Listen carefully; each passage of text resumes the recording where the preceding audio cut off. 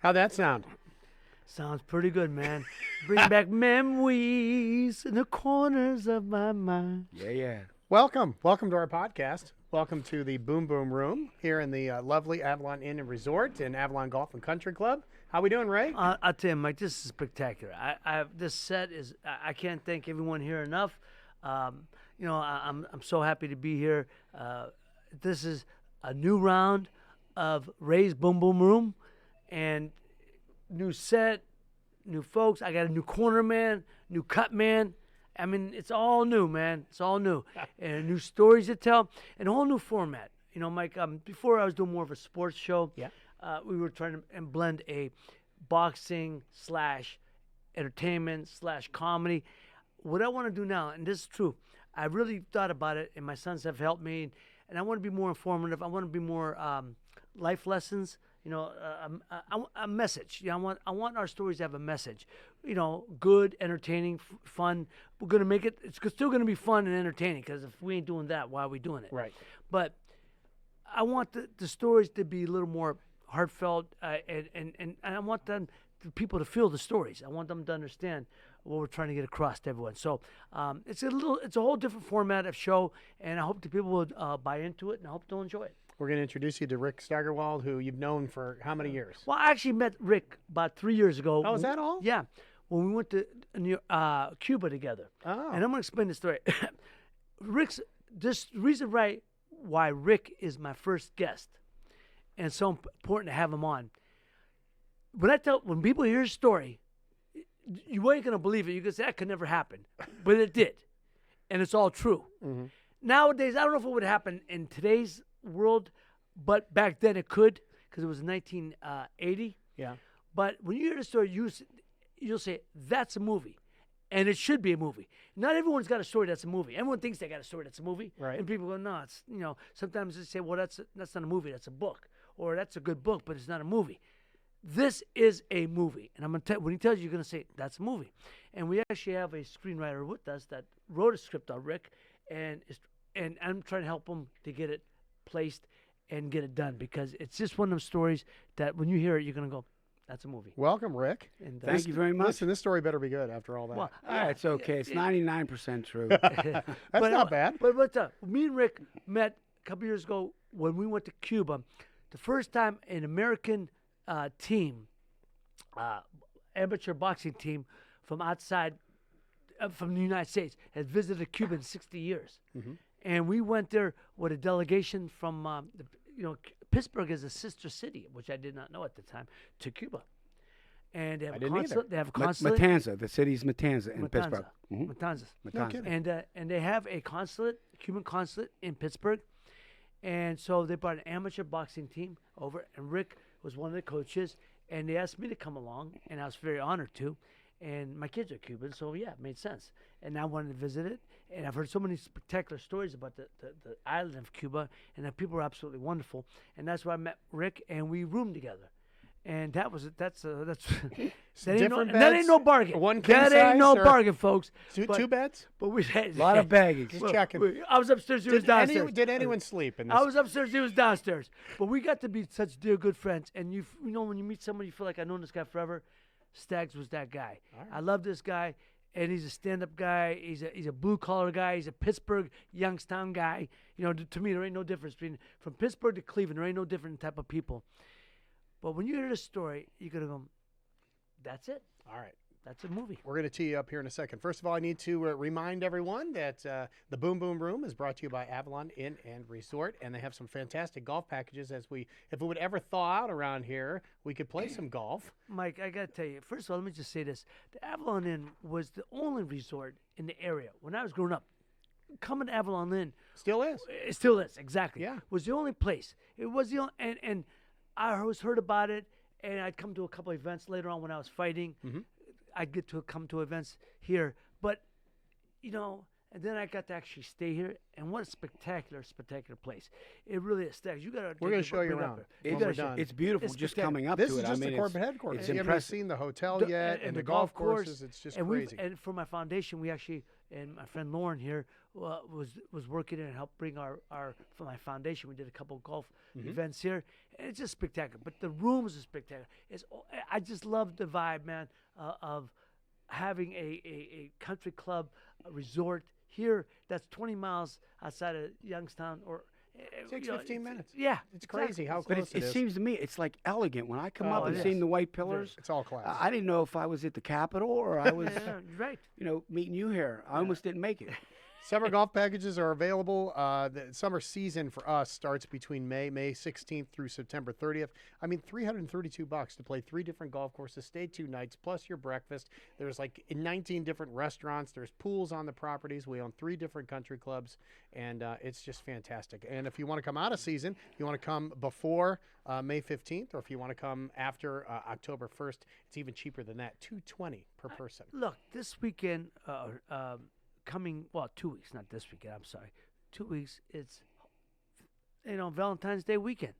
Why not bring your bride, or your girlfriend, or your agumad, whoever? Bring them up to the I know what that to means. the event. These to other the- non-Italian people back there do to not the know Avalon, what that means. to the Avalon, and make it a weekend, man. Yeah. Camp out for a couple of nights because they so why not? got luxurious double rooms, man. Oh, they And- have suites. They have a presidential suite that is to die for. It's everything, man. Complimentary breakfast. The restaurant here is spectacular.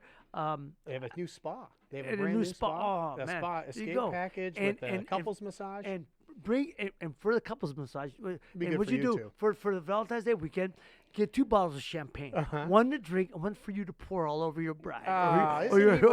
romantic? I'm Or telling pour you. all over. And maybe some Boom Boom Bourbon. Oh, the Oh, Moon Bourbon, man, my man, bring it up. Always did. Yep, and, yep, and, yep. and this show is brought to you by What's the alcohol content on this thing? 94. Is that all? 94 proof. It's easy. 94 proof, so Medium, 48% medium, alcohol in there. medium drinking, man. I got medium body. Just I sip it. can't be. It's like my wine. call that medium body. Medium body. 94 proof. Easy drinking. If you're a bourbon drinker, you're gonna like this. I ain't saying because it's mine, but I'm saying it because it's mine. You're gonna like this. I don't mess around with this stuff, man. To put my name on a bottle, it better be right on. And picture. Spectacular. Well, I'm very proud of this. The label is a picture of me from one of my fights, and this even what I love about it more. This is a picture of me from one of my fights, but on the back, is a picture of my father. Ah, And so yeah. that's the original for Boom me. Boom. Yeah, And I love that the parchment. The That old color, look. that old look. Yeah, because it's an old-fashioned drink. And our catchphrase is it's a gentleman's drink and a champion's bourbon. Oh, Man, that's can't nice. beat that. Oh, That's yeah. marketing right there. Bad boy. It What you packs gonna a do? punch Anyhow. too, if you don't mind the pun. My man, bada boom. It's good. See this? It's good. So, All right, before we get to the Super Bowl Yeah. story, I want to know a little more about the Cuba trip. Is okay. that all right? Yeah, please. It was Because had you been to Cuba before? Never been to Cuba. Had you been to Cuba before? Nope. Were you a little bit nervous going to Cuba? No, Not at all. No. Or was this at the time? It was a couple years ago. just a though. couple years ago. We were and- just starting to. And you have said my children are Cuban, so I know a lot about the history of Cuba and the culture and everything. So I felt And the very at ease. language. You speak some Spanish? I do speak Spanish. You speak some Fluently. Well, I'm Thank hablo goodness. español poquito. No, not at all. Okay. Thank goodness for him. No, but Because when we got there, when you say about nervous, nervousness was just about the 12 kids that we had. You understand? yeah, I can see Keeping it. them In all a foreign together. country. Right. And we had a couple little things happen at the different airports and all that. But we got most of it corrected, But it was the language barrier, and you got to remember, we were out in the jungle training with these kids. Right? They train there. They live there all week, the Cuban fighters. So every sport they have in Cuba, they have training centers, different places. We were in the jungle, an hour and a half away from the city, right? Like in the jungle? well, in the it's, jungle. it's out there. It's Was out it there. an indoor building It's at called least? the Yes. Academia de Box, Academy of Boxing. Okay. And that's where Teofilo Stevenson trained, all of the Cuban trainers. And Rick will tell you, it's a throwback. It's from the early 50s and 60s. There's Is that no, good though? If you're a fighter, is that good? Oh, absolutely. Yeah, to It get you keeps away from hungry, man. everything? Yeah. Oh, yeah. But Oh, they these- kept them hungry. and these kids, but let me tell you something. These kids are treated like superstars. Yeah. If you're an athlete in Cuba, you are treated like a star. So they have everything paid for. They eat the top of the line foods and stuff because that's what Cuba had was to have That's their thing. for the Olympics. Their stars were their athletes. Teofilo Stevenson could have came to the United States to turn pro. He never did because why? He was treated like a king over there. Lived like a king. So there's no reason to. So Well, that's what they do to their athletes. Do the people, I mean, because growing up here, you know what you think of Yeah. Cubans, and I'm sure Cubans growing up there were not such a fan of Americans. I would think that's how you're, Right. you're taught. Well, yeah. Did- They was were there- leery. They were leery of us. Well, there was 4 channels. There's only 4 channels. 2 English speaking, both from England. Oh, See, that's the thing about being, of course, being under communism. Cause they control everything. So everything the people read, everything people saw, everything they saw was about Cuba and Fidel. about the Fidel. Right. Every Raphael. building you walked in, there was a picture of Fidel and Che Guevara. that's what I'm saying. And I'd say, Senor, Che. I say, oh yeah, lovely person. I mean, come on, man. It's if you know the culture, because I said, I do, then you understand what just bad people. And it was only a couple years ago. They only had one station, and that station only came on at TV when Fidel was talking.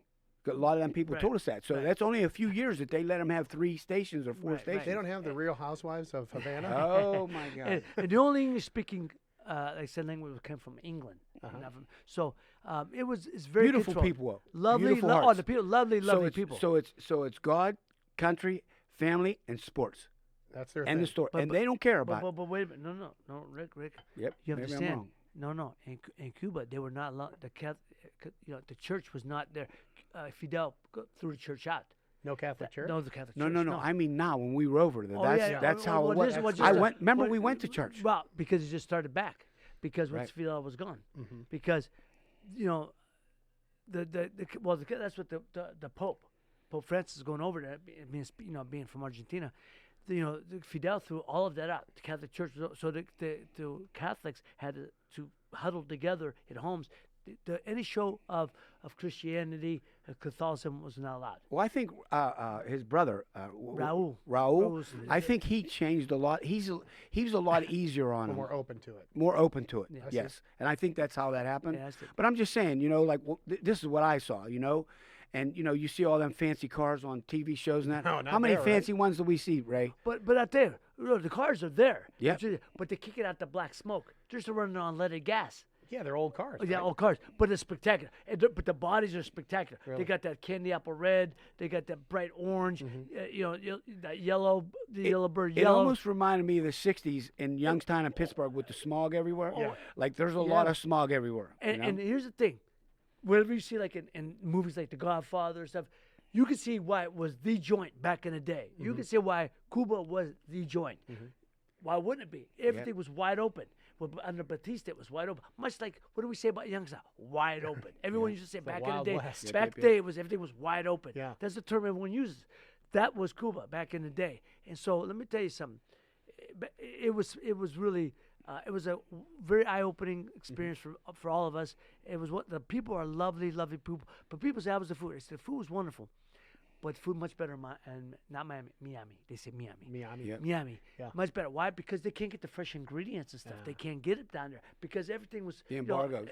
The embargoes hurt everything. Yeah. The people suffered. Believe me, the people suffered, and they still are. But now they're getting past it because now they're not going they're still going to socialism. Some communism and socialism, which is a better step. It's getting there. That's How'd our fighters do? I'll tell you what, I would have to say when they came here, so after we did all that, and I wanted to say this before, so we trained out there, to us it was the jungle. So they trained with no water.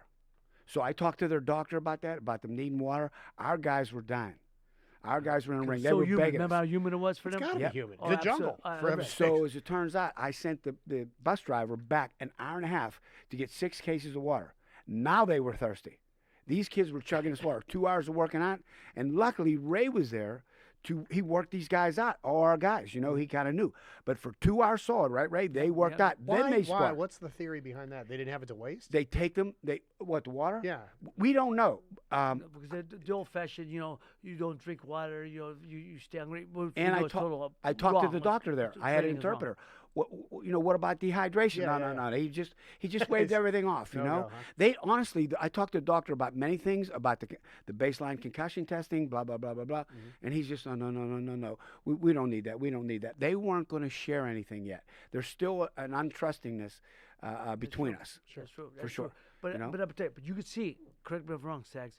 while they have been, why they are and have been the preeminent amateur boxing team in the world. They're the most proficient amateur team.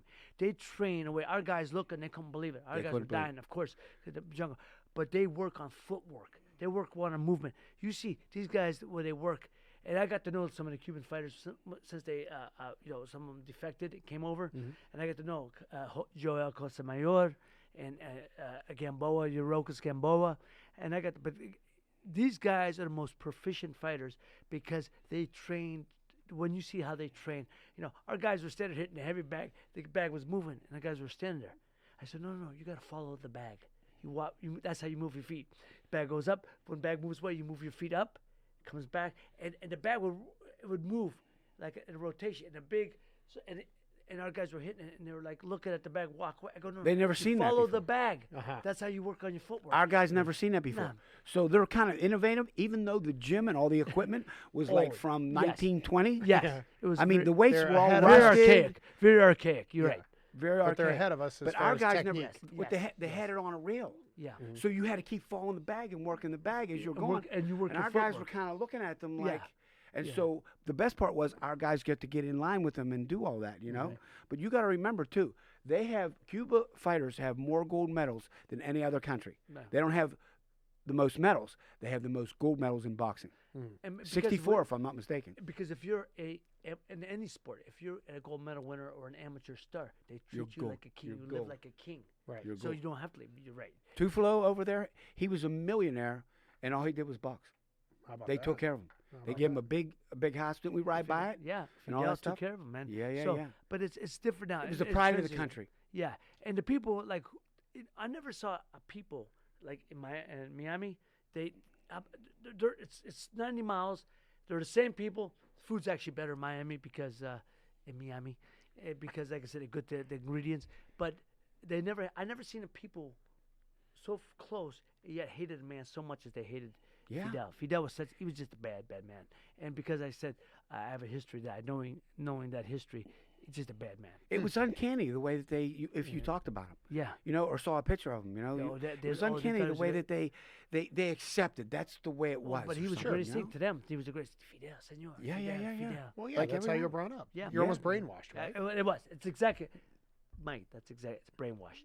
They only read what was in the paper. Well, the Sure. the Well, how would government you know? controls communism. Controls the papers. Everything that they read, everything they Heard. learn and heard, is only through Yep. media is government controlled.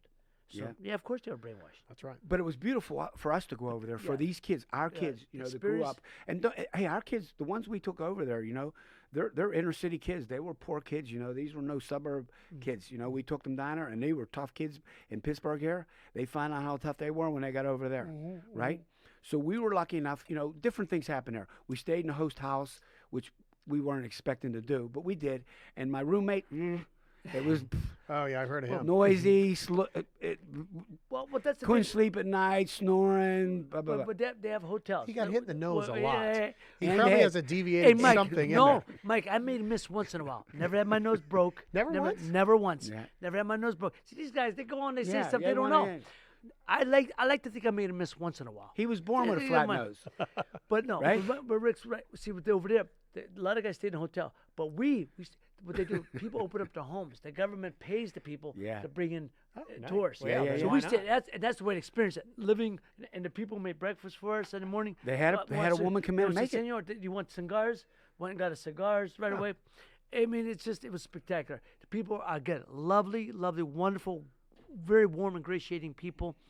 Just living in a country that's wasn't. But now everything's different, and they're changing over, and thank God they have to. Yeah, no kidding. So then we brought them back here a couple months later, The and we Cubans shut. came here. Yeah, they The fought Cuban down team Pittsburgh came here, at and we fought on the Roberto Clemente Bridge. We Bridge. shut down the whole bridge, put a ring up in the middle of it, and we put on a show. And I think it ended up being like 4-7 them to beat us. Yeah. We got at the beat end. over there. We got beat. Yeah. I think we won 2 fights over there, Yeah. maybe. Yep. But here, but we they're did a lot They better fought here. on the bridge. Yeah, On the bridge. It was the best night in boxing. Was there a crowd? Crowd, except for the rain. Oh yeah. Then it rained. Then there's and, that. and the guy that was running the whole thing didn't allow for what he was going to do about the rain. So he didn't put a canopy over Tarp the over ring. the rain. When I told him there was a lot of missteps there, but we still looked pretty good. I didn't think we were going to, I thought we were going to have to cancel the show and put it on the next day, which was Saturday. And what happened was the Cubans were leaving the next day. So we got to put on. So 11 o'clock at night, we started the fights back up with a light drizzle. And about half the people had left. We were full. Both sides of the bridge was seating all the way back. Really? At midnight? On a Friday night? Then, once they did that, so we went over to train. They came over here to fight. So what did we do? We returned and went back for the return match over there, and we in Pino del Rio, which is an area, which is a province and a city. So so it's like the state and the city, Pino del Rio. Okay. And our kids went over there and they got beat again, but they did themselves proud, honorable, and we won a few more fights. But And plus, we were rotating kids, so it wasn't all the same kids each time, Right. Well, yeah, you should. Some were hurt, But some were and this. this time we stayed at the Hotel Nacional, which is what you see on the Godfather 2. It's with everything Hotel Nacional, spectacular. But Rick, tell them we're outside drinking mojitos, smoking cigars. There's a cannon facing America. 90 miles. There's a cannon. Just in case. That's where they had the cannons. They still have them. There's the cannons facing America, and you go, there it is. I mean, it's unbelievable. You can't see. It's just you have to visit. Anybody ever gets a chance, go visit Cuba. Believe me, you got to visit. And the beaches, phenomenal. Spectacular. That's what I've heard. Phenomenal. The Canadians go there all the time. Oh, what does that say? Everyone says we're surprised. I heard this. Or they're more poor. The people aren't much poorer because they didn't get American money. I go, we were the only country that wasn't allowed there. You don't understand. Everywhere else in the world come there. For Europeans, especially the Italians and Germans, the number one destination is Cuba. They get everyone else's money. They didn't need ours. They got everyone else's money, which is why Fidel lasted as long as he did.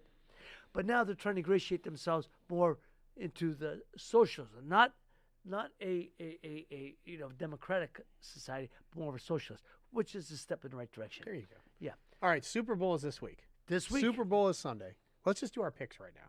Can we do picks? Yeah. You want to pick? Yeah. All right, don't tell me who you're rooting for. No. Because I think we all know. Yeah. Tell me who you think will win. Maroon 5. Again? Yeah. Defending champion? Yeah, I'm looking I know for what he's Maroon going 5. for. I know what he's going to say. Go ahead. I think that there are so many going on, and I honestly like the story of Brady, and Belichick, and that whole unit of guys, to stick together like that. And I just think that they're going to be unbeatable, and plus, there was some controversy on how Just because they kicked you guys' ass, come on, man.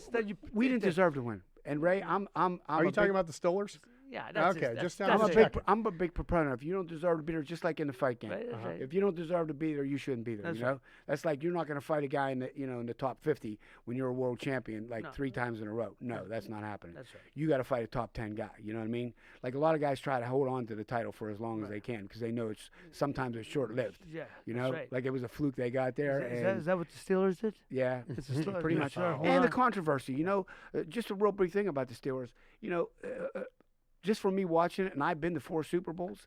I mean, back in the day, when I went to the Super Bowls, I went to the first one in '75 in New Orleans at Tulane Stadium. Just watching this over the years, they let the powers that be, kind of let these guys run rampant, and that was not Chuck Noll. That in his era, Well, it was a that different wasn't era, gonna happen. too. I'm just You saying. didn't have YouTube It doesn't. videos. Do you think and- Belichick lets that stuff happen over No, there? he does not. Okay, you understand? So You're out. You'd be out. So Tomlin lost control, and when that happened, when he became one of the boys, a couple years ago, something happened on McKnight Road. A couple of them got busted pregame. Going to play Philadelphia pregame the day before. They got busted on McKnight Road. Motorcycle cop was behind them, and the weed was blowing out the windows. and they Blunt got pulled and, over. A blunt. Yeah, and the other guy. Yep. Just funny. He doesn't. So anyhow, he let them go to play in Philadelphia the next day. Right. You'd have been sitting. If that was Noel, you'd have been sitting. Well, first of all, So he's so taking the obviously he's picking Patriots. Patriots, obviously. All right, closer. No, I mean, Closer. obviously we're not safe. A blowout. blowout. Oh, forget Yeah. it, man. Okay. I'm tired of Brady's. Yeah. And I look as a man, as a man, I can't beat him. He's a hater. He's You're a hater. no. It's As a a man, hater. as a man, you can't beat him. beat Tom Brady. I think He's got tremendous. some things going Great- for him. Great role model. Great family man. I love what they do. Giselle. I'm not a Belichick. Giselle. Belichick guys. Belichick and him. They're great at what they do. Yeah, we know what they're doing. Belichick's in dad's history. from Youngstown. Of course, is he? Struthers. I know Belichick's from there. He's from Ohio too, right? Yeah. Yeah. Well, okay, the connection there. I'm just saying. I'm just throwing it out there. I'm always for the dog. Always going to be for the dog. And I'm getting tired of people when they're there too long.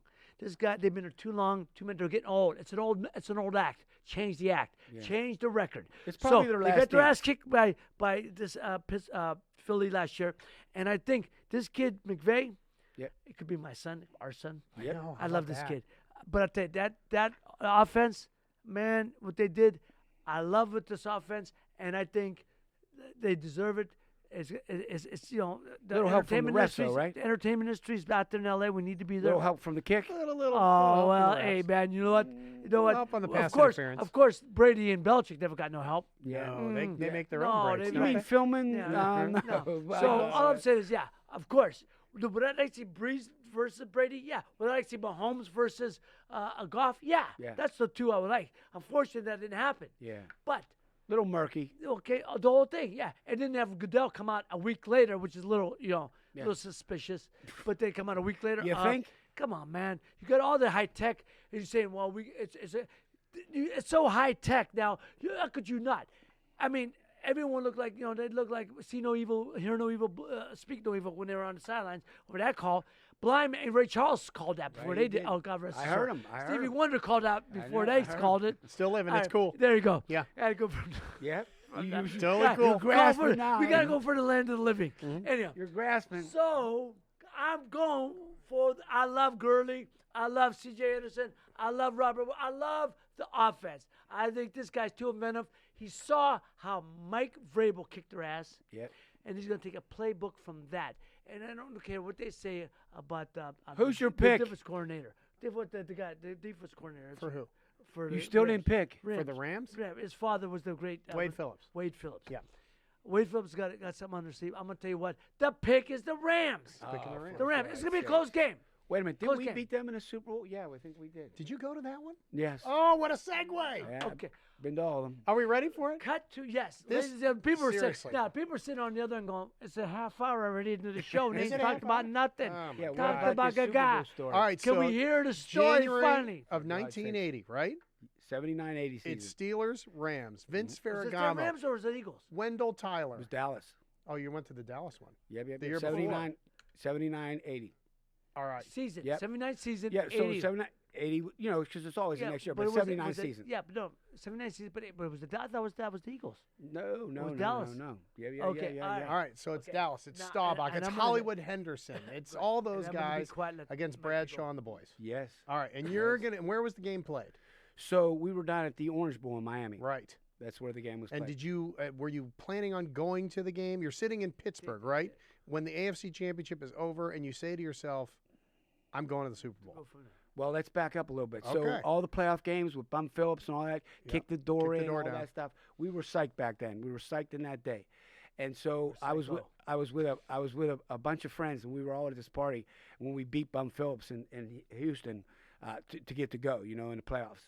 And somebody at the party had said, "Hey, if Steelers win, we're going to shave our heads and blah, blah, blah." And the next thing you know, it got around to me, and I said, "Well, if he shaves his head and he shaves his head, I'm shaving my head." Long story short, 75, we went to the Super Bowl and with shaved heads.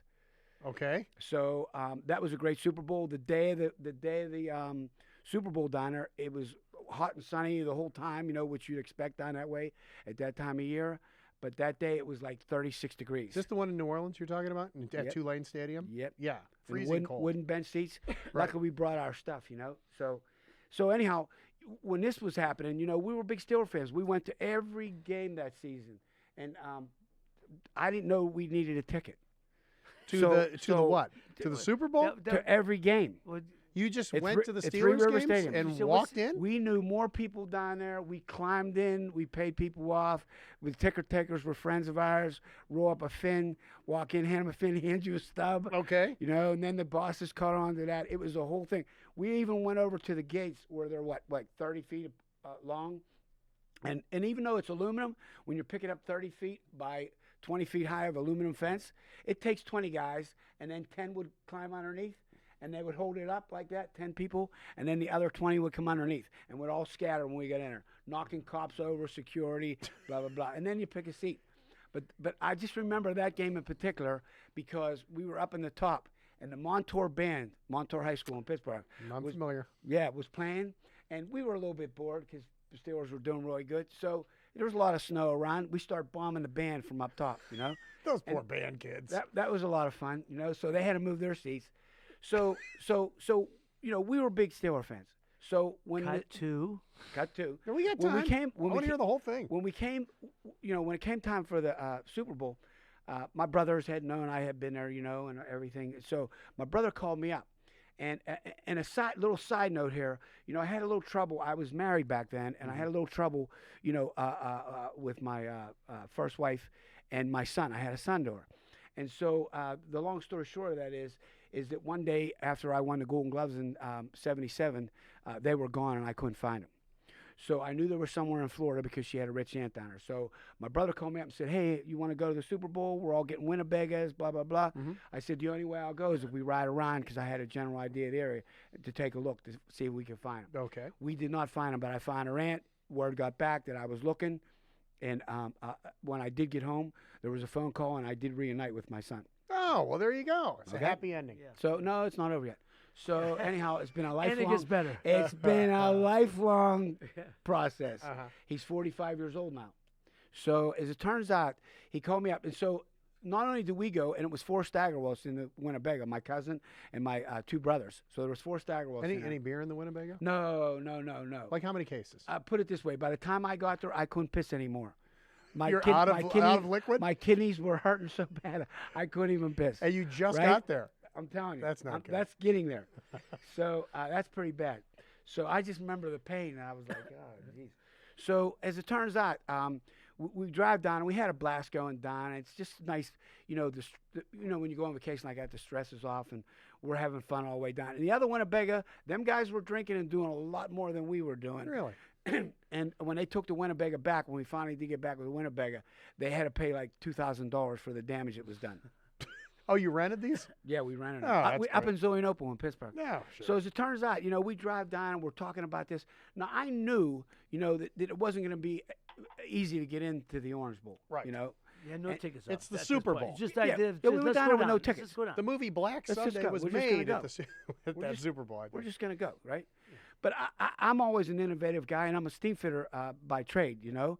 And so I weld a lot. So I made a grappling hook because I had scoped out. Explain that, what that is. Welded your own hook. Welded my own hook. Sure. Not only did I weld it, I put the rope together on it and put knots in it and practiced with a tree of how I was going to get it up. Because you got to remember, when you're like, I'm 5'6", I'm about a half a foot taller than Ray, and so when you're swinging that around, I was hitting the ground, and I was Wait, like, how tall are you? this.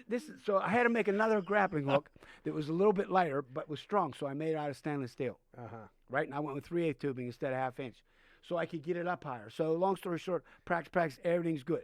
So Wait. So your plan is to throw a hook on top of a wall or fence, then climb it, and then get over the fence. Exactly. That's what you. And then your guys are going to do the same thing. You're going to go first, and then they're going to do it. Exactly. And you're practicing throwing the hook yeah, on my own, into a tree. because I don't want to get down there and look like an asshole. Right? No, God. Look at this asshole. He can't even throw it upper. Hey, can somebody throw this upper for me, This right? moron made a hook and he can't throw it. Sure. Right? Like I'd be Okay. like going like this. Right. He comes No, back down. that wasn't going to work out. All right. So So we get down there and pretty ridiculous. so you got to remember. So back then, and Ray probably remembers this.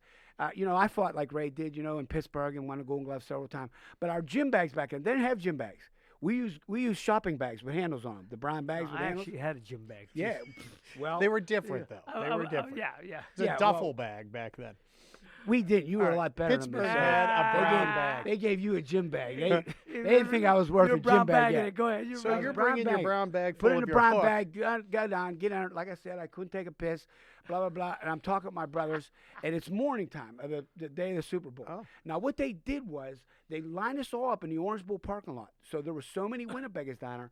Like some were going, hundreds of them, there was thousands of them there, all lined up. Some were lined up this way. So it was a whole maze to get to the Orange Bowl itself. Okay. So I had said to my brothers, I said, hey, listen, it's about 10 o'clock in the morning. They're still drinking. I can't drink no more. I said, I'm going to walk over and scope this out to see where we're going to throw this up, you know. Yeah. Go ahead. So I go over, and as I get over there, there's people walking around, gawking, taking pictures. And what I was looking for was, what's the security like?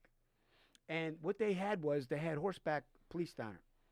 And so I was timing how long it took them, 4 horsemen, to get around. Instead of them splitting up, they were all 4 together, and I They was go timing, around the stadium. I was timing how long it took them to get around. Okay. So I knew how much time I had to get up there and do this. So I'm scoping out. All of a sudden, out of nowhere, a friend of mine from Pittsburgh comes up. He's going, Ricky, what's up, my man? Blah, blah. I said, look, I got a grappling hook here. Oh, you got a ticket? No, you don't got a ticket. Yeah, well, grappling I'm going hook. with you. I'm going with you, you know? So what? It's like 3 hours before the Super Bowl, right? So I had no intentions of going in yet. So as it turns out, I'm standing there, and the horsemen went by, and all of a sudden, out of nowhere, 20 guys ran up to the Orange Bowl, the ring ring, and started popping each other up on the ring ring. We both looked at each other and said, we better go now. I threw the grappling hook in the weeds right there, ran over. We didn't know these guys. Boom, they popped us up. Oh. Get up to the top, get on the ring ring. Now there was 12 foot of diamond tufted fence. If anybody's ever broke out of prison or anything, you would probably know. Just look around this room, Rick. Honestly. Looks like a lot of shady dudes in this room. Yeah, there is. So as it turns out, the cops. So you're not in yet. It goes like wall, fence, stadium. Is that how it goes? So no, actually, you could walk right up to the stadium itself, but there was a ring around it. You know, about 10 feet above it. Okay. And then there was diamond tufted fence in part of it. You know, if you look at the pictures of it, and it was about 12 foot high. You know, them little diamonds that hurt your hands when you try to climb it. And so, no, there was no barriers like today, like, you know, and no. Very difficult. I don't think it could happen today. There's no way. No. But that's what makes it good. If it was able to happen, I think I only know one guy that could do it. You. Sitting right here. Yeah. So as it turns out, welder. I'm a little bit older. You might not be popping me up. I might need a you high have to lift make one of those chairs that takes you up the steps. Yes. So, or even better yet, buy a ticket. Oh, that right? Thing, that old game. That, anybody can do that. So, all right. So now you got to do what? You're up on top. So I'm up on top. Now the cops come back around. Yeah. So these guys are not making the climb. Their fingers are getting cut on this diamond tap defense, and they're falling back down on the room. And the cops are just sitting down on a horse. And the next thing you know, we got a crowd around us. There's a crowd around us, and the cops saying, "Okay, come on down before you get hurt." Blah blah blah. Now it's a 10-foot drop back down. So a lot of guys were hesitant to do it. So a lot of them were hang jumping. I looked at my buddy. I said, "I'm not going back down," because, you know, probably the reason I knew I could do that, I can't tell you how many concerts I climbed in at the Civic Arena in Pittsburgh, you know, to see great Uriah Heep and the Allman Brothers and different concerts. Yeah. When they would open up that top of it, and that was like we were famous for that. When they would open the top, we would climb up in there and get in, and same thing with the cops, get down. I never got down. I went in. I made it in. So as it turns out, I said to my friend, I'm going up, you know, and he was a big dude. He was a lot bigger than me. I'm 200 pounds or whatnot. So I climbed up, and I got to the top, and he was trying to climb, and he's going, I can't make it. And he made it like 7/8 of the way down. So when I got to the top, I had to drop myself back over and let him grab my leg, not thinking he was going to completely let go, holding on to one of my legs. Oh, so all his weight was on all your his leg. weight was on me. I had to pull myself back up over, and as I'm climbing back down the other end, bending my leg, twisting, so my leg would turn around so he could get his hand on the railing. 2 old guys from Pittsburgh were coming up the ramp. They had the tassel hats on, the whole 9 yards, and they ran down and helped us pull him over. And we're thanking him. But the best part is when we got done, we turned around and everybody was clapping. The crowd, the cops were still sitting on, and everybody's clapping, and we got in. And we're up there going like this, you know. And then the old guys were holding the old guys' hands up that helped us. So anyhow, we go in, we get down a ramp, and like we walked in there the rest of the time, like just walked around. We wasn't worried about nobody coming. No, like the cops didn't go tell nobody, so they thought, you know, and we ran into anybody that worked there. They're like, you know, they were just like, God bless you, you made it. So he says to me, my friend says, hey, where do you want to sit? I said, well, if we went through all that, I'm sitting on the 50. Well, but let's go take a look. See, hardly anybody staying. We go in, we take a look, you know. And I said, no, we're figuring out. Like, you know, we're like scientists now. Okay, so if back then all the players would stand on the bench to watch the game over the players standing on the sidelines. Mm-hmm. So we want to be back just enough that we can see over their heads. So we're counting like 40 rows back, you know. And I like an NC because I don't want nobody on the air. Just I am today at the show. You know, I don't want nobody beside me. I like elbow room. And so we get there and we sit in these seats. We say, how's this? This is great, you know, blah, blah, blah. Then the place starts filling up as time goes on. Then, crazy enough, a guy walks out from underneath, You know, like they had the openings underneath. And I thought it was an old friend of mine from Pittsburgh that moved to Florida. And I yelled his name, and he didn't come back. Long story short, 10 seconds later, he comes back out, and he goes, Shorty. Back then, I had a lot of different Shorty, nicknames. you're 5'6". That's what I'm saying. So as it turns out, Ridiculous. I called a ball guy Curly. so as it turns out, he comes back out. Lucky for us, he had a bottle of tequila. So we weren't thirsty anymore. So we were mangled and we were crooked, but we weren't thirsty. You weren't bleeding at all. Nope. Right? From the Nope. fence or anything like No, that? no, not that I can remember. And it wouldn't have bothered me anyhow. Right. Didn't seem like I it. was in the Super Bowl. My mission was almost complete. If that game starts, and even if I get thrown out after the game starts, I completed my mission. That's right. I'm that type of guy. So as it turns out, we're drinking a bottle, and now the place is filling up. Next thing you know, Coach Don Shula is sitting over across from me, his wife and his daughters. I go over and introduce myself to him. Norm Crosby and Anita Bryant sitting right in front of me. I mean, I had more celebrities around me, and I'm introducing myself. They love you. So the best part of that whole story is, so one of my business agents for the Steamfitters local 449 in Pittsburgh, he was a pretty well-known guy in Pittsburgh, and he was also on the Stadium Authority and all these authorities. So he come up with his wife, which we've known him all our lives because of my dad. I'm third generation Steamfitter. So blah blah blah. He comes up, and he goes, what do you? He couldn't believe I had the seats I had because he was up there. So I said, Jim, don't sit up there. I got this whole row. And the look on his face. So he gets up to his seats, blah, blah, blah. Now it's almost game time. And the next thing you know, that row's still empty. We Really? cannot believe it. The whole 40 seats. And we're only sitting in the end seats. We just kept saying, we can't believe this. We can't believe this. We go watch right before kickoff. A whole row of people will come in, right? So next thing you know, 2 seconds into it, he goes, hey, look. Two people sat down at the end diner like this.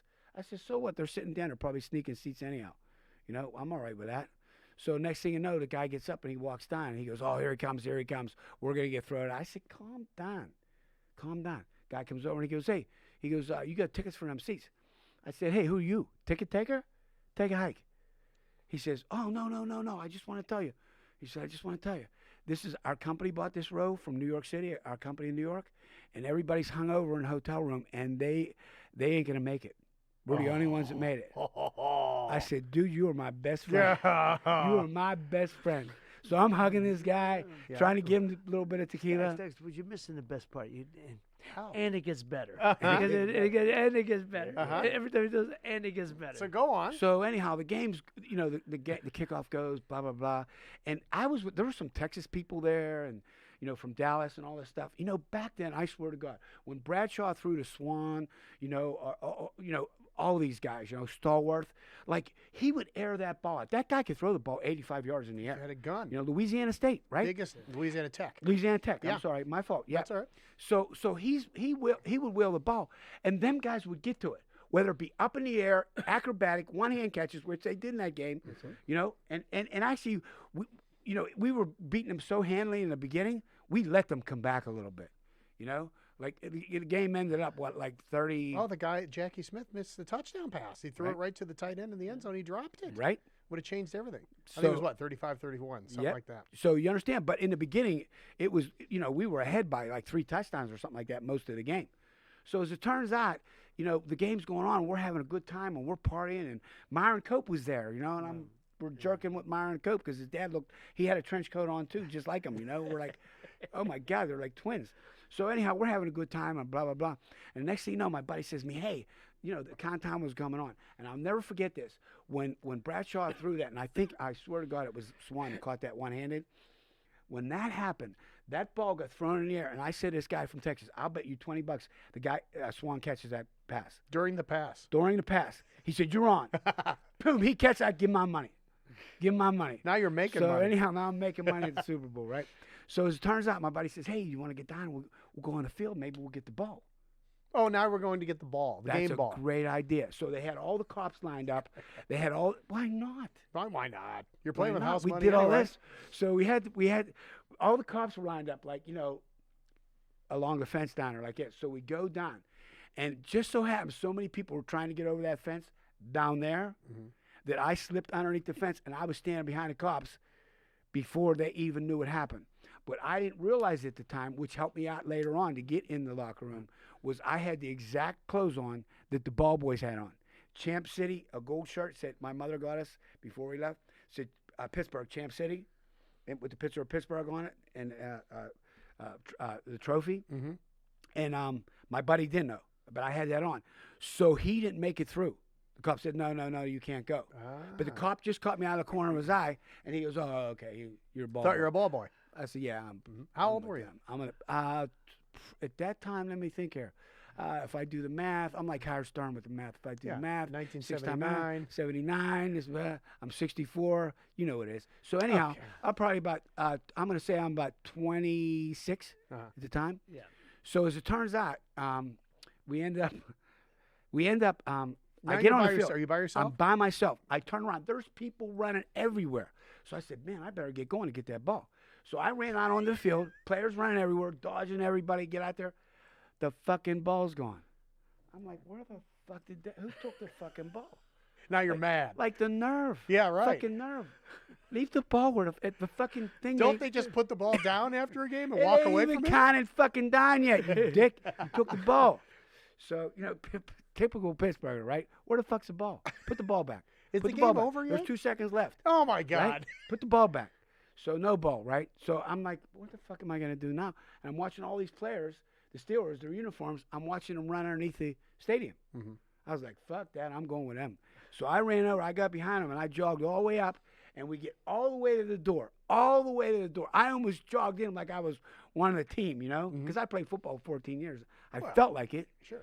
Plus, So you're a ball boy Hello. at this time. So I get up there, and fucking right when I get there, and all the media was like where I was at too. They stopped us. I thought, oh, it's over now. He says, okay, listen, we'll let them get settled, and then we'll let you guys all in. So I was like frozen. I didn't move a fucking muscle because I don't want anybody going, get the fuck out. Get the fuck out of here. But I was going to play that ball boy card anyhow. Okay. I had a backup. Always have a backup. Right. So as it turns out, I end up, they open the doors up, boom, we all go in. And right as that was happening, I grabbed onto one of the wires from one of the cameramen. Like he didn't even know I had his fucking wire Like you're his back. helper. Like I'm his Key helper. grip. Boom, I walk right in. I could not believe the fucking celebration with the champagne, the whole fucking deal, right? I'm like, oh my God, this is fucking good. First person I ran into, and they do this, and I don't know if you know this, but they put, like the quarterback, they want to talk to the quarterback right away, which was Terry Bradshaw. Mm-hmm. They elevate him because the cameras will catch everybody's swang. Yeah, good everybody's idea. naked. Swing and sway with Sammy They're K. fucking smacking each other with jock straps in the face. Just guy shit, Uh-huh. Like Lauren wouldn't understand that shit, but, Probably not. Well, we'll explain it, Lauren, when we're done. yeah. So as it So turns it's up out, on like a platform. It's high. It's about as high as that table right Thank there, about God. 3 or 4 foot off the ground. So I walk right over to Bradshaw, and he leans over, and I shook his hand. I said, that was the best fucking game I ever seen in my life. And he's looking at me like, yeah, okay. Thank you. Who the hell are you? He's going like this.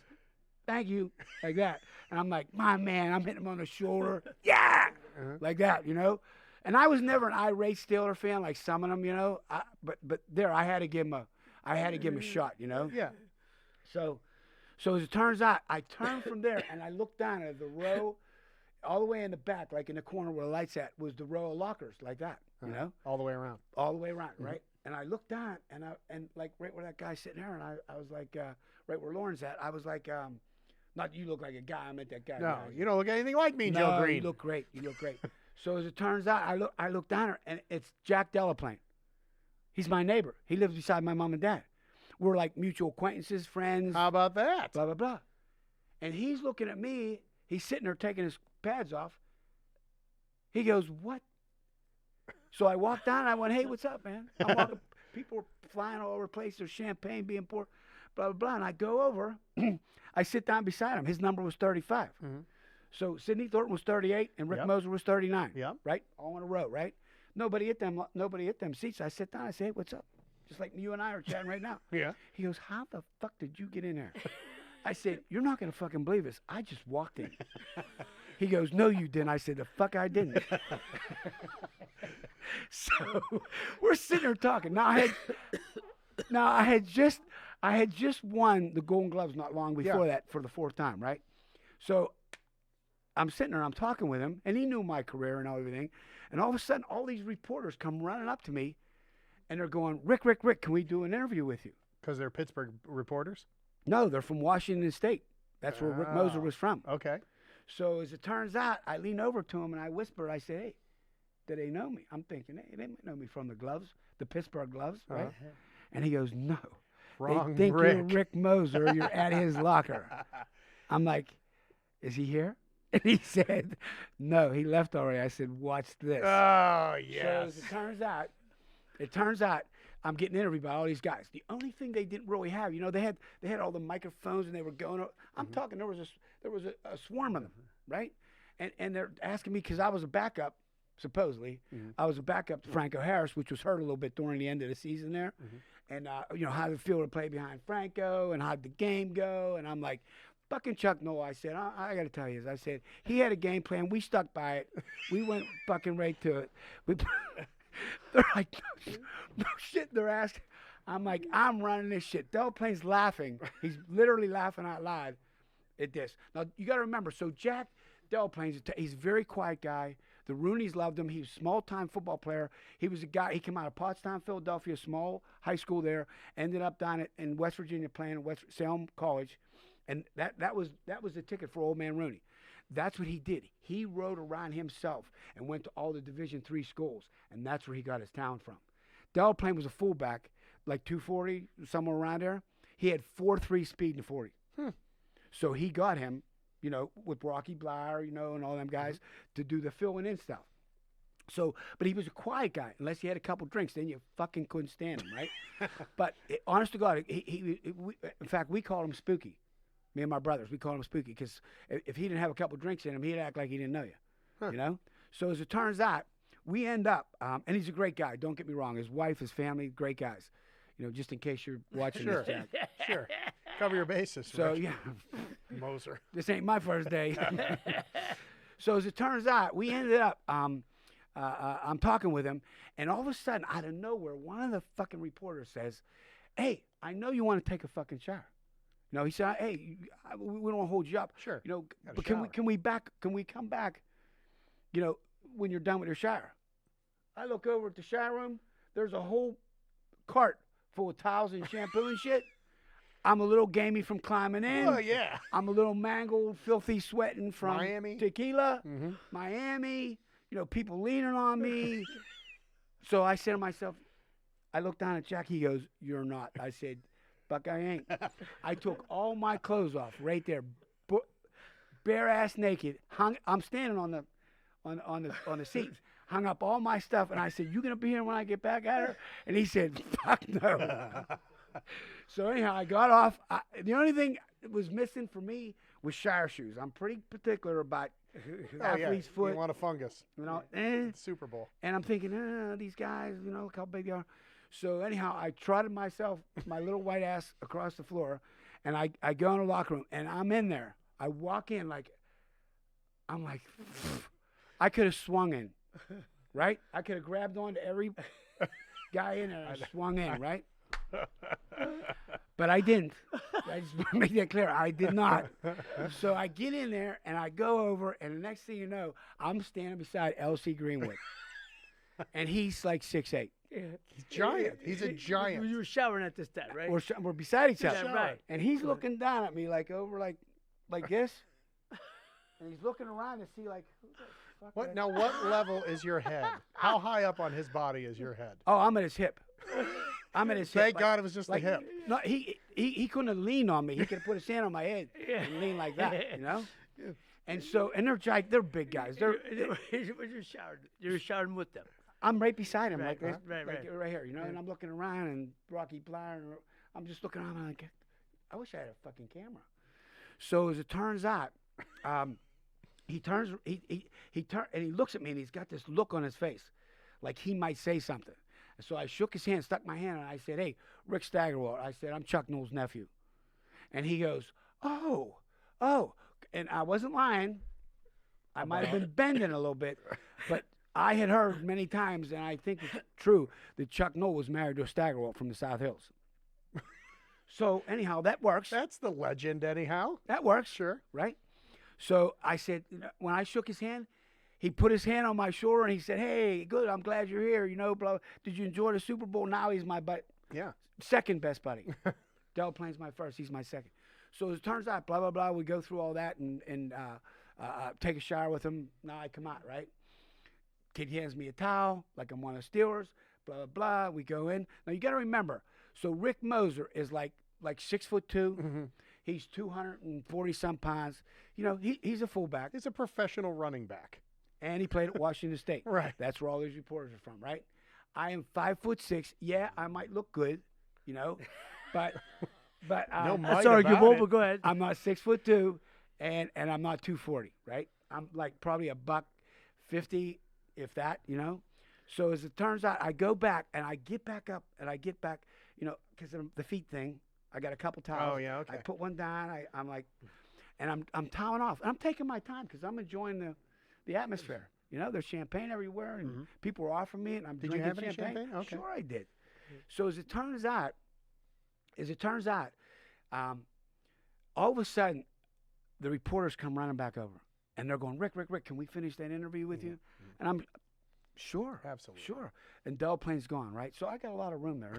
Right. Nobody's there. Right. So we're telling the story, and as it's going on, it's getting better, and I'm adding shit to it, and just all this craziness. And whatever I said there, they're biting, really. Oh yeah, So all of a sudden, out of the corner of my eye, I'm drying my feet while they're interviewing, and all of a sudden, out of the corner of my eye, I see Sidney Thornton. You couldn't miss him because of his thighs. It's huge. Thunder thighs, Yeah. right?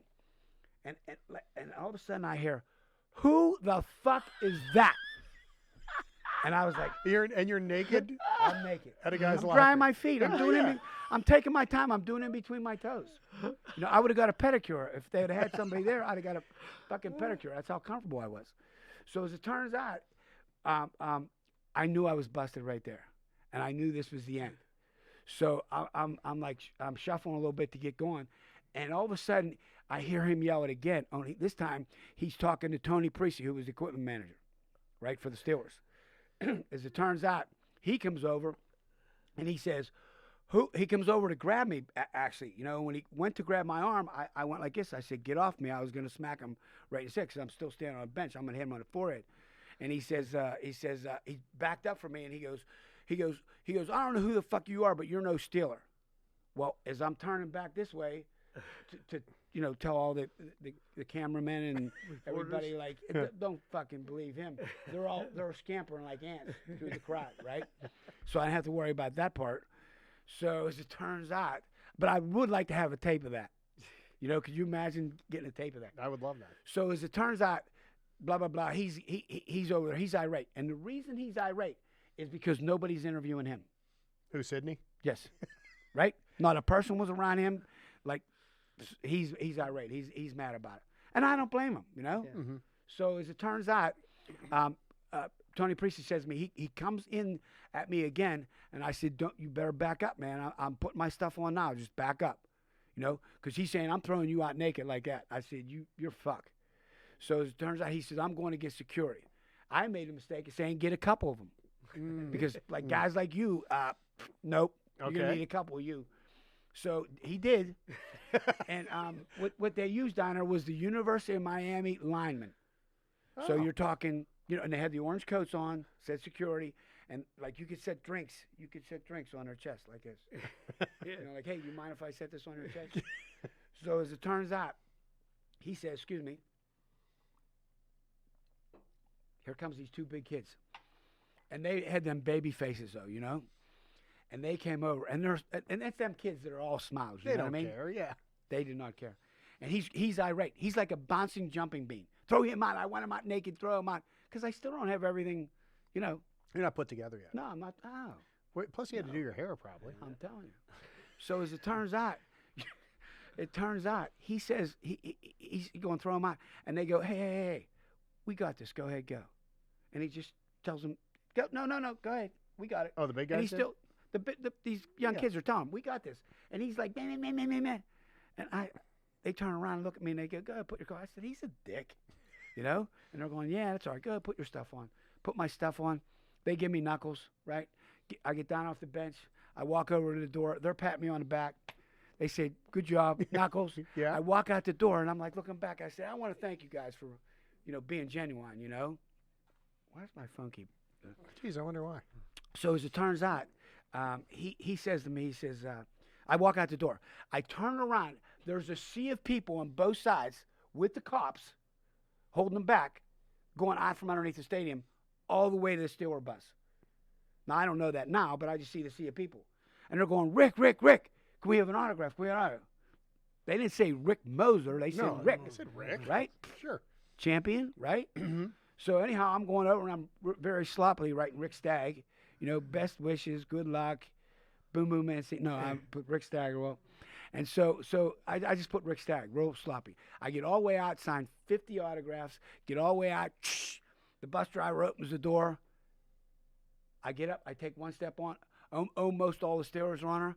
And I look up at everybody, and everybody's looking at me, and I go, that was the best fucking game I ever seen in my life. You dudes are badass. And there was dead silence.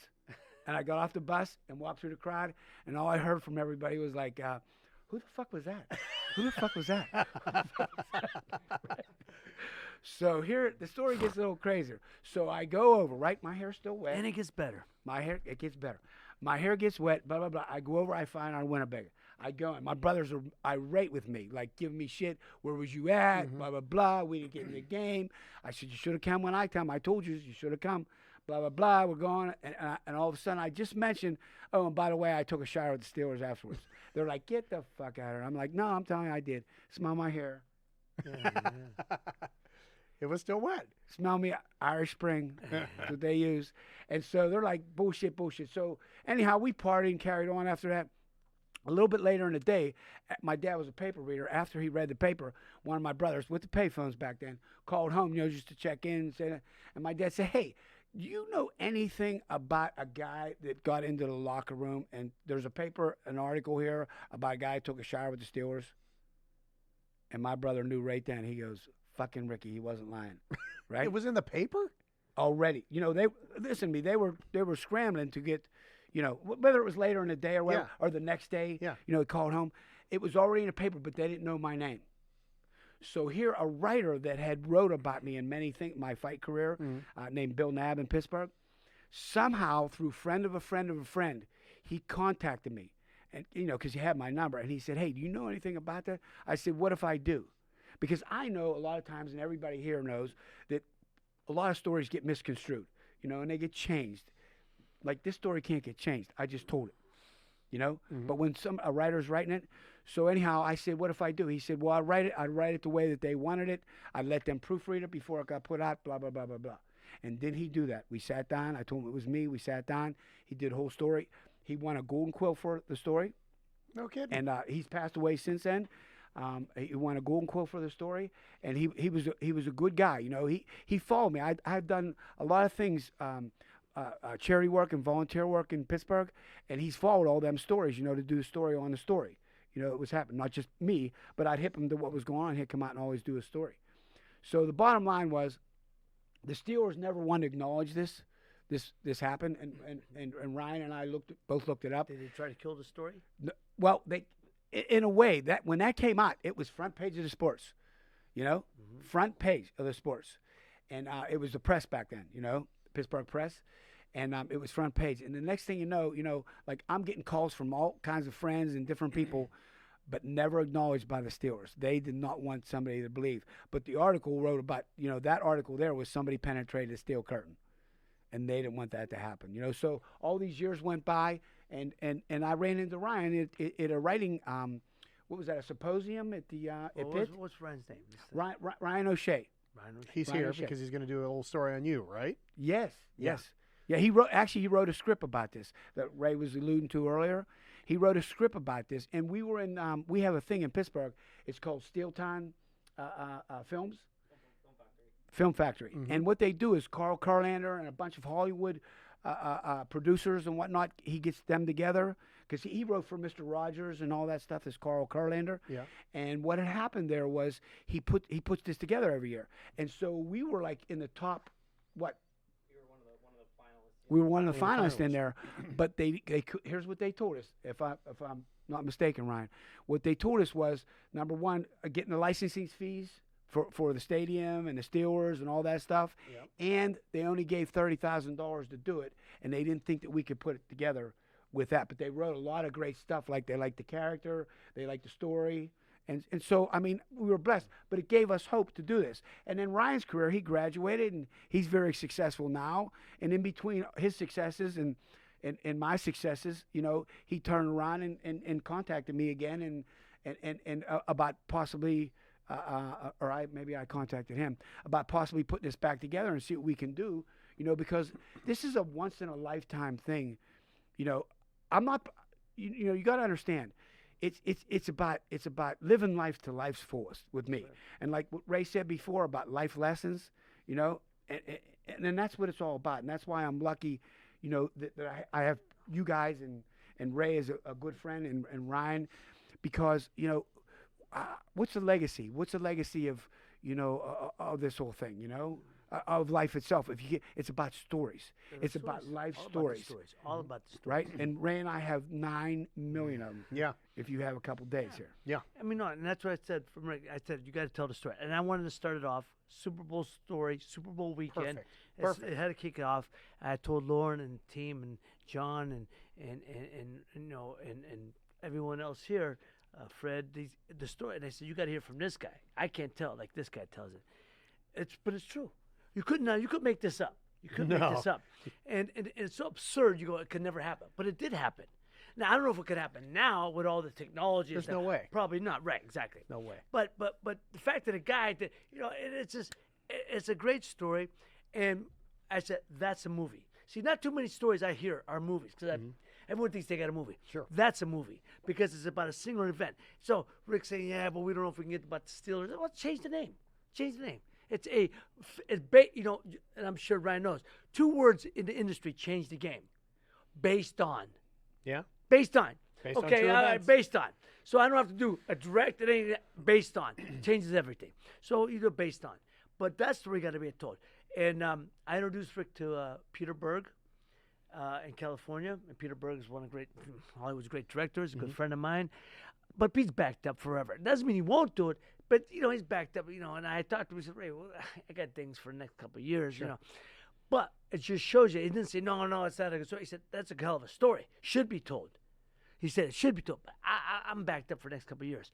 But when you get something like that, Peter say, Ray, I'm not interested. It's not a good story. They'll tell you. He's a friend of mine. But it is a good story. It should be told, and it will be told. All it takes is that one person to say, yeah, that story's got to be told. It may be someone who heard us today. Who knows? Maybe so. Yeah, If we but- do a movie, can I be Norm Crosby? yeah. Or like one of those extra guys? Just one of the guys that shakes your hand in the beginning? Just so you know. Or if the you guy on the do- horse. Can I be one of the guys on the horse? No, stick with Norm Crosby because we fuck with him the whole time. That's what I'll do. That's perfect for me. And you know, Norm was a friend of mine. Norm Crosby was. Really? I got to be, oh yeah. Well, when I was in California, I used to hang out at the Friars Club in Beverly Hills. I'd have lunch. This is the lunch table. Me, kid from the South Side of Youngstown, Norm Crosby, Milton Berle, Shecky Green, Oh my God. you know, and El Martino. That's the lunch? That would be the lunch, and there's me. And I mean, Norm Crosby, and Norm was just a great guy. I got to be good friends with these guys. They were fight fans, and I was a fan, you know. And that was. I mean, I was pretty lucky. I was very fortunate. You pretty much fit in with everybody. Yeah, Ray. but I'm just saying. Yeah, but I'm just saying it was a great. Those are the stories people don't know. I have stories. That's a story. And Norm Crosby was one of the funniest people I ever met in person as well as on stage. But that's a great story. Yeah. And I got to get told. And Ryan, I know with your contacts, and I told Rick anywhere I could help, contacts, relationships I got now, and it's got to be made. It's got to be made. Thanks for sharing it. No, Yeah, I appreciate you So guys freaking having good. me here. no, it's pretty. I appreciate it, and I appreciate like being able to get the story out there, you know, especially at Super Bowl time, because I got a feeling that this is, you know, all the controversies that are going on now. You know what I mean? They're weighing it down.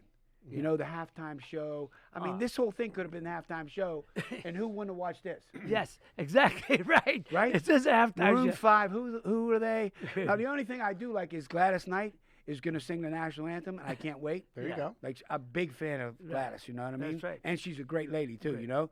They asked her about the controversy. She said, bullshit. She said, "I'm gonna be the star." I hope she is. Yeah, know? but, I hope she is. I mean, we try to make it more. Look, if it could jump my career, about all the stars pulled out because of Colin Kaepernick. Are you kidding me? You got to be shitting me. They're talking about Colin Kaepernick. I'm not because they could give a shit less about what he did. This kid screwed his own career. Yeah. Just stand for the national anthem. Yeah. If you're making a statement, I agree. But they're trying to compare it to Muhammad Ali. I said no. Ali lost millions of dollars and lost his career. This kid then. That wasn't his initial intention. Now he has lost his career. But people might say, well, maybe he's not that good. He's a good quarterback, but maybe he's not the guy. Or maybe his talent isn't worth the headache it would bring. Because if it was, they'd bring him on. They brought other guys would have brought just as much headache. So, no, man. They got guys that are picking corn Exactly. playing quarterback. Exactly. If he was worth the headache, they'd have brought him on, any team. But he's not worth the headache. So the point being is, it ain't Muhammad Ali. Don't make this get it twisted. People talk about Colin Kaepernick. They could care less. About Colin Kaepernick. The thing about this is it's become they're trying to make it a political thing. It's not a political thing. Maroon 5 wants to sing. It gives them exposure, great exposure. We're going to sing. End of story.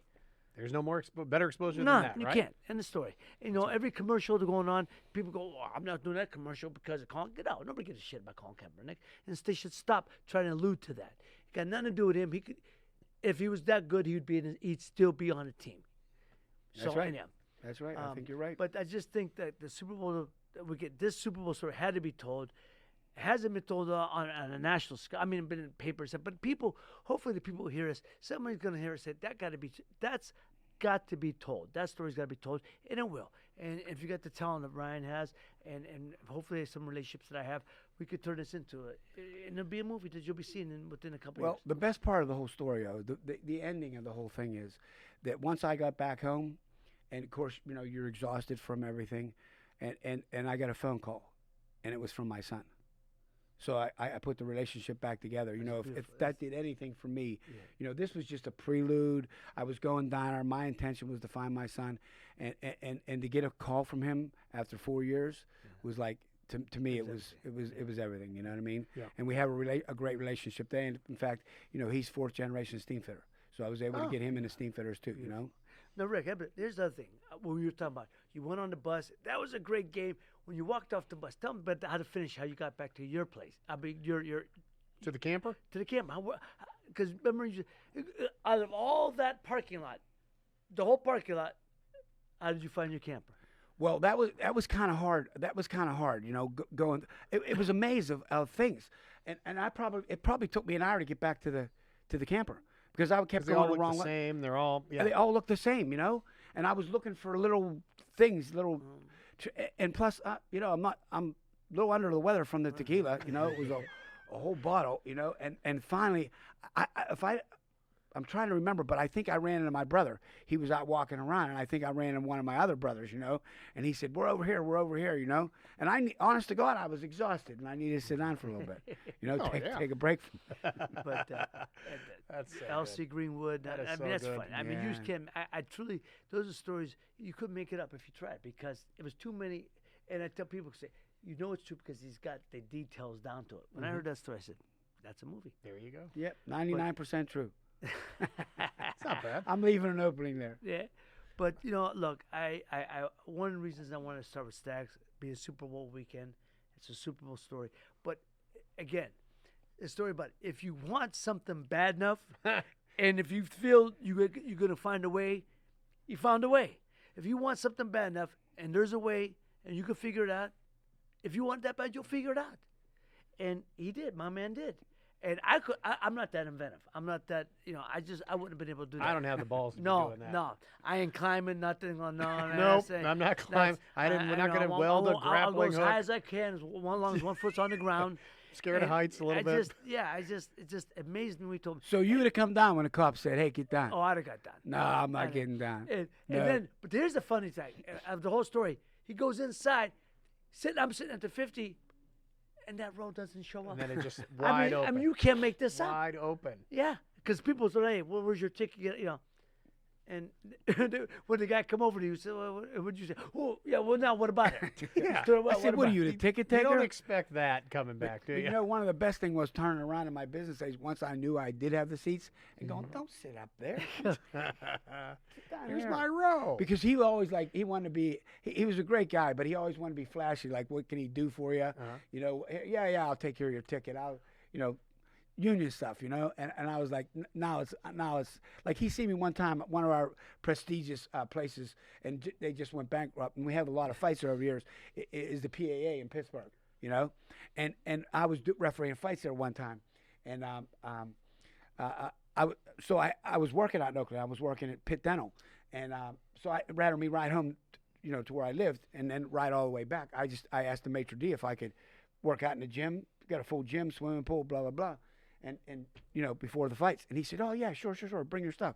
I'm in a locker room, and they give rub-downs. I think everybody that walks in the locker room gets a little rub-down or whatever. And I'm getting a rub-down from this guy, and this Jim Lowry walks by, and he couldn't believe I was in there. He goes, how are you in here? What are you doing?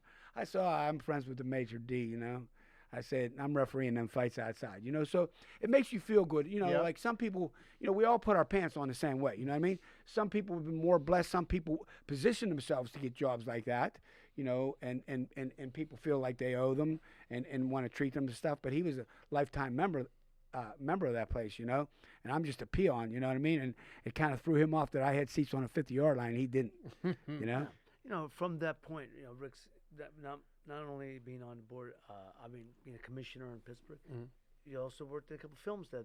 You did what movie with Jake Gyllenhaal? What was that? Yeah, Southpaw. Southpaw. Yeah, I was one of the referees. The scene that I did was when he had got suspended for headbutting the other referee. And so they did a charity fight. In a charity fight, he was allowed to fight in a charity fight. It couldn't be a sanctioned fight because he was suspended. And that was down at the Priory in Pittsburgh. And I did that. I did that part there, and I was in Foxcatcher too. You played the ref? Yeah, I didn't play it. I am a ref, so I won the part. I understand. Excuse me. Well, you were Foxcatcher too. Yes. Yeah, I got cut on the floor, but we were talking about it on the way up. Bennett Miller, like I was there. I was supposed to be, that was a wrestling movie, about the Schultz brothers. Okay. You familiar with that? No. 1980 Olympic champions, Carell, two different weights, and Steve Carell was in that movie, and Channing Tatum and Mark Ruffalo. Okay. So it was about DuPont, and it was out by Philadelphia. Right. And one of the DuPont's son, he ended up killing one of the Schultz brothers. Right. I heard that story. He had a penchant for guys in singlets, and he was a little bit weird like that. Yep. And anyhow, he was jealous of Dave Schultz and ended up shooting him. Well, I was supposed to be one of the in the beginning when it first started. I was going to be at the Olympics when they went to the Olympics. I was one of the judges, so I had the sport coat on and everything. And that didn't work out too well. When they came in, I was sleeping up in the stands, and the assistant director's like, hey, wake him up. And when he woke me up, like it was 11 o'clock at night, I go to bed at 8 o'clock because I get up at 4. And he's like giving me shit. And I said, maybe you should do something, and I need